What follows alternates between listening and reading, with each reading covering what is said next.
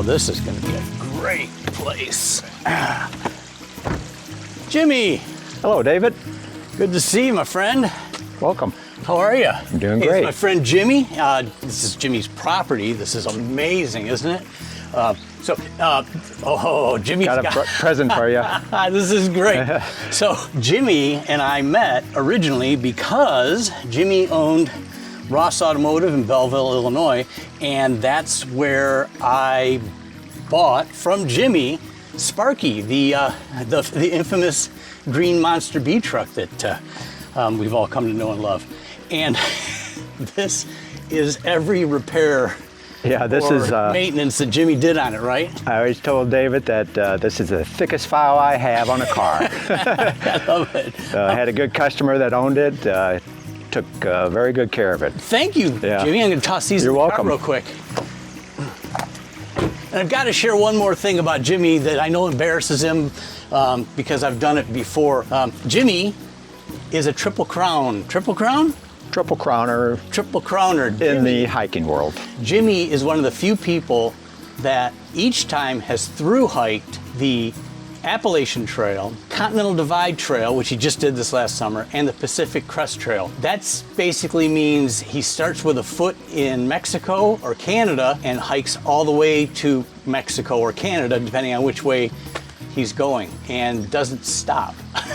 It just is amazing. And did some great videos when he's out there. And you lose a lot of weight. No, you didn't. Get in shape. No, I found it, Jimmy.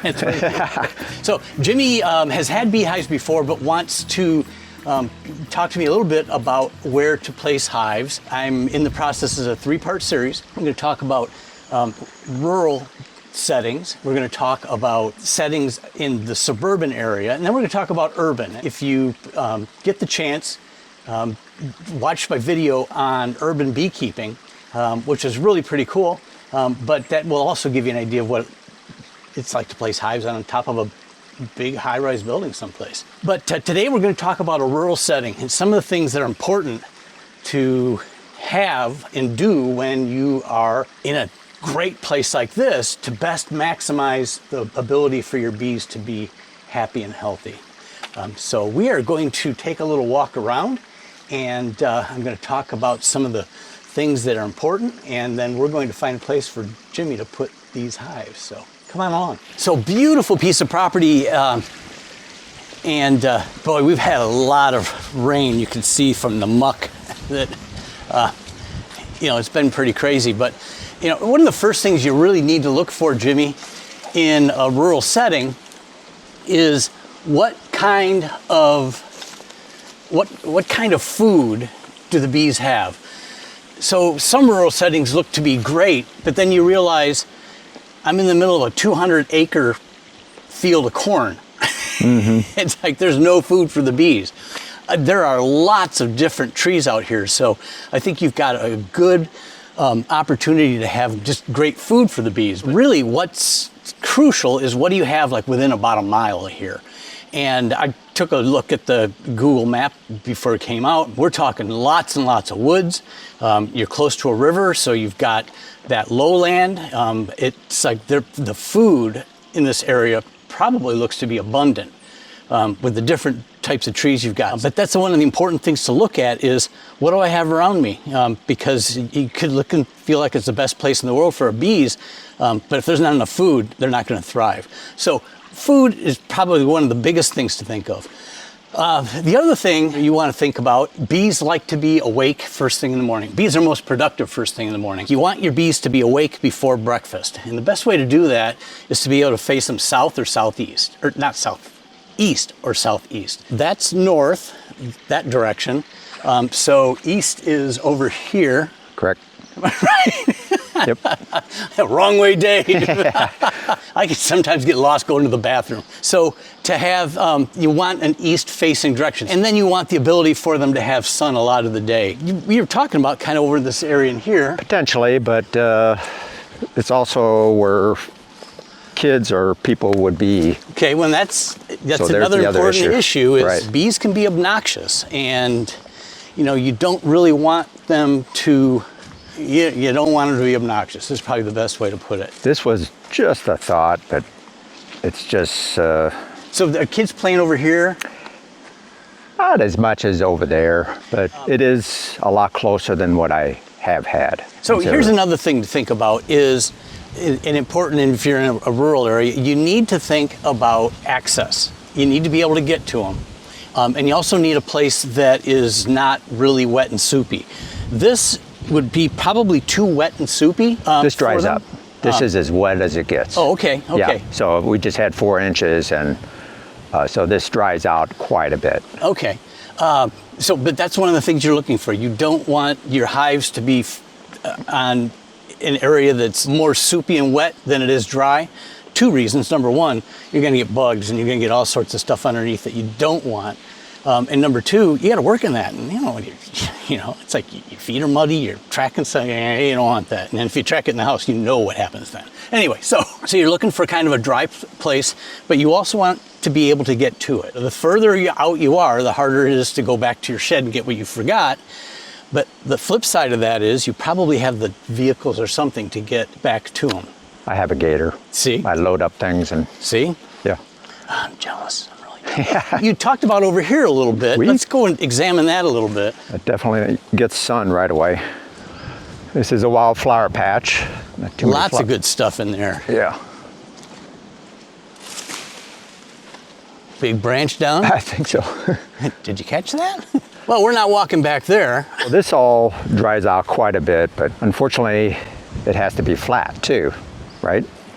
And I've got this mounded up and a whole lot less action. We do fish along here, but that's not a big issue. So if you're looking for east sun and the sun's still coming north, I mean, you're really talking first thing in the morning, you'd get a lot of sun in this would be general area. The first hit sun. They'd thrive. Now here's the other thing to think about. When the sun comes up and it's hot, it's hot, it's hot, it's hot, and it's hot until it goes behind these trees in the shade. Yeah. And at that point, then you're getting a little bit of shade that helps to squelch that. You are close to the woods, so there could be some hive beetle problems, but that's just something that you have to manage. Which I've had, yeah. Just manage, or so the if sun, you want, just check my video over here on that. The sun, pretty much like right behind the shed there, and goes this direction. So this would get sun the majority of the day until the evening, where it goes behind these trees. Which is when you kind of want it to cool down a little bit. You might even, just to cool it and get them cooler a little bit faster, and maybe away from the bench seat and some other things, you may even want to think even a little further down here, because that in itself would give you a little bit more of that afternoon shade. They'll be up in the morning, out doing their thing. And another thing that's important in a rural setting is you need water of some sort. Because if you don't supply water, the bees will find water in your neighbor's cattle trough or your neighbor's pool. But this is an excellent place for them. In fact, as I was walking through that ditch over there, I'm thinking to myself, if you had bees out here right now, that ditch, and actually over here, this ditch, would be just filled. Yeah. Just filled with bees, because bees really like that organic water. They like soupy, ugly water. They'll go after anything they get. They'll go after the neighbor's pool because the neighbor's pool probably has salt in it. And that's why they'll go into those pools. But they like the water. They're not going to drain you dry here, that's for sure. Yeah, often I've seen the bees, now it's usually back there along the pond. They'll just go right along the leaves, right along a real shallow area like this. Does this dry up then? This does. Right. All the creeks dry up. But you probably still wouldn't want to have to cross that creek. To maintain them? Yeah. I agree. This could be an area, but it's out in the open. When I fish over here, just go around it. Yeah, the thing is, unless you're bothering the bees, they probably won't bother you. Right. So I mean, that's one thing. You would want the bees facing this direction, so their flight path is going to be out that way. Which is no issue, Which right is over no the issue pond. whatsoever. I mean, they're just like right over the pond and off they go. Right. So, you know, that would be another appealing thing for this site, is that you really rarely have people, kids, whatever, in front of it, you know, and then nothing blocking them in front. So this could, you know, this really has potential. Yeah, and the other issue is what I always think about is maintenance around it, grass cutting. You know, and I could have 3 hives along here, right, and just cut right around it and periodically weed eat it. Yeah, they hate weed eaters. And I only say that from experience. I made that mistake once, and I only do it once. There's something about it, and I thought, okay, it's a 2-cycle engine, it shouldn't be a big deal. Again, it was, and I found that out with my chainsaw a couple days ago too. It's like, oh, it's 40 degrees, they won't bother me. I didn't like that either. But there's something about that 2-cycle sound that kind of drives them a little bit nuts, and I thought, okay, I'll get rid of that. So I went and bought one of the Ego electric. Battery, yeah. They hate that even more. It's like I can't win for losing. So basically, I'm weed eating with a mask on or with a veil on. But you know, I found there's a benefit to that, and that's the fact that it doesn't splash up in your face if you're getting into something that's wet. You know, it just hits your veil, which I guess that's a bonus. You know, it's like wearing safety glasses. What are you gonna say? Or periodically laying like a fabric down, just to keep the grass down for a little while, let it off. So in rural settings, density is an issue. Jimmy talked about having maybe 3, maybe 5 hives eventually. At the most, yeah. You know, I think in this area, you really probably have more than enough to do that. I like to try to keep hives about 3 feet apart. I'm not really good at it, but you know, I mean, you could easily do that in this area. I'd probably want to move them down just a little bit. Well, no, these trees really wouldn't be that big. Eventually, that river birch will be huge, but you know, you could adjust with that. Yeah, they're not too dense, even with midsummer. You know, and again, so we talked a little bit about shade in the afternoon. That could be even better because it gives you the opportunity to get just a little bit of shade in the afternoon so that the bees aren't working as hard to keep the hive cool. Yep. That would make another real benefit for this. One thing you do want to think about, though, in a rural setting is always try to get your hives up off the ground. I'm sure you've got all sorts of good wildlife out here, but mainly skunks. Skunks love bees, and skunks will sit at the front of a hive and just pick off bees all night long. They'll irritate the hive, so bees come out and they're just sucking them down, sucking them down, sucking them down. If you put your hives up off the ground, maybe, you know, just high enough that the skunk would have to get on its hind legs, that exposes their soft little belly. And I've got some great video, I should probably see if I can find, about a skunk that tried to get into some of my hives at my house, and the bees, the skunk doesn't come back anymore. That's the best way to put it. So that's why you want them off the ground a little bit. You know, and plus it keeps, it's a little more help to keep ants and other things. You got a way to, you know, hopefully. And they're easier to work on. Well, and they're easier to work on. You're not bending down all the time. Yeah. Right. But, you know, the other thing you got to be careful, though, you don't get them too high. I've got that issue at our garden club where the stand is too high. Yeah. So if we get 3 high on a hive, we got to get a ladder out to be able to get the third super off the top of the box. But anyway, adjust to whatever fits your needs. So this looks like a great area. I don't know if you want to walk around and look at any other places. It might be a possibility. If you want them a little further away, that we might. We got a lot of area back there. Check over there. So why don't we? Now this gets a little harder to get to, and it's probably more shady than this area. In that area over across the pond, it's kind of dappled with shade and a fair amount of sun, so that could be a good area. Well, maybe we'll take a little walk over there and check that out. I'm thinking this is looking like a pretty darn good spot, but let's take a hike over there and take a look. So, oh, this is the old hive stand. Yeah, all along here. And it was, of course, the pine trees, a lot of shade from the pines. So they were still pretty big at that point. They obviously get bigger in 15 years, but they were still big, yeah. It was always been shady, but not 100% shade. Well, and one of the issues with this would be they're not getting up first thing in the morning because that's just solid trees. So it probably was almost noon before you were getting sun. And as I told you, 5 years ago, that all worked. Yeah. for 10 previous years. And of course, now we have additional issues. Right. I've really found that the hives I have that are get more sun really do Really? a lot better at fighting off. My mite counts are a lot lower. My hive beetles are lower. Heat is an issue, but what I found with those is I also insulate on top a bit, and it gives a little more insulation. I think that helps keep the heat down a little bit. What's your thoughts about this stand? That's a stand. That would support just about anything you had, I think. If you wanted to move that over, it may be longer than you want. It is now, yeah. But it is nice because I would only have, I think at the most I had 5 hives. Yeah. But there's always a shelf there for me to put things where I don't have to lean over as much. This is a good height too, because for me it'd be perfect because I run all single deeps. This is about as high as my stands are. It worked well for me. The third super on the top, you're using a little bit more shoulders than you like. Yeah.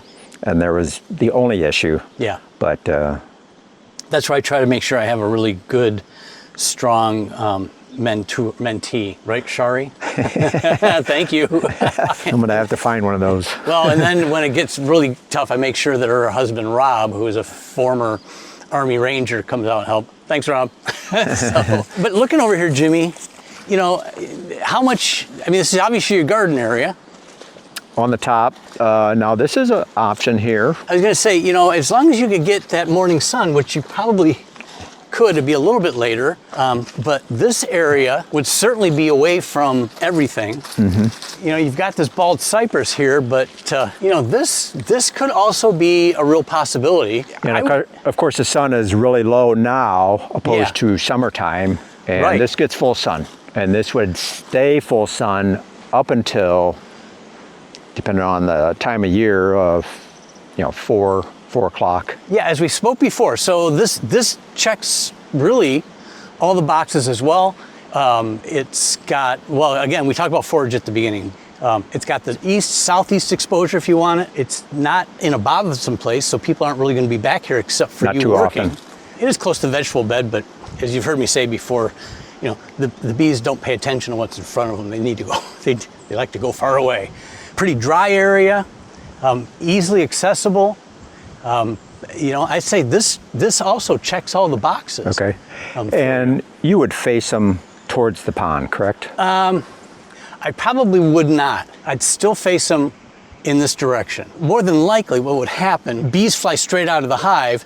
If they flew out of the hive here, they're going to fly out and they're going to go up because of that small hill there. Probably wouldn't make that much of a difference. It could be an issue with that garden box, like during the day, because that would be a flight path. So that would be a negative on the checkbox list, because it could be bothersome there, because that is one of your major boxes. I hadn't seen that before. Unless you move down here to the chicken area. Well, that gets moved every 3 months. This is all blackberries here. I did think that it could go on the backside of this, but I have to pick blackberries and maintain that. One of the ways around that is you pick early in the morning, you pick on chilly days, you pick at night. After the bees are back in, or you pick with a veil on. So that's another thing. If you had the blackberries here, when the bees left, they would immediately go up, and so it wouldn't be bothersome to you over here in the garden. So that's another option. Okay. If you put a block in front of the bees, that helps. And here's another thing, we didn't talk about it over there. This space would probably be a little more wind broken, because you've got the blackberries to break it a little bit. That being south, you still have pretty much a whole wind break. So you actually, anywhere in here, I don't think wind is going to be an issue, but wind is something you want to pay attention to out in rural areas. If you're out in the field someplace, and the wind can get intense. It can get intense in the winter, but you've got storms and other things to deal with, so you want to make sure that you're not in a place where the hives are going to be toppled by a heavy wind. You need some sort of a wind break. So this looks like it's got some opportunities too. Now over here, kind of a dead area. Don't really do anything here. A little more shade from the hickory here. Right. So several good options here. I would say probably the prime spot is that original spot we talked about.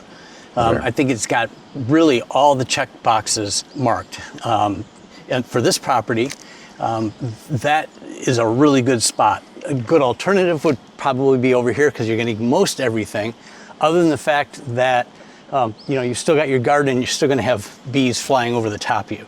And over there, you would have the beehives facing towards the pond, towards the Correct. south or Correct. southeast. Mm-hmm. Yeah, you want your hives to face into the morning sun because that's what will wake them up fastest. If it hits the back of the hive, they don't get up and they don't get going as fast. Oh, okay. I think, Jimmy, we've got a couple good spots, and I hope you were able to pick up some stuff, what it takes to do beekeeping in a rural area. A lot of the things we just talked about can transport over into every area. You need food, you need water, you need windbreaks. In a rural area, it's got some special things you want to think about. So, Jimmy, I want to say thanks. Thank you, Appreciate David, for having coming me out. And wow, beautiful place. So anyway, as always, thanks for watching. I much appreciate it. As always, it's nice to be liked, and hit that subscribe button if you haven't. I really do appreciate that. So until next time, as always, happy beekeeping. See you then.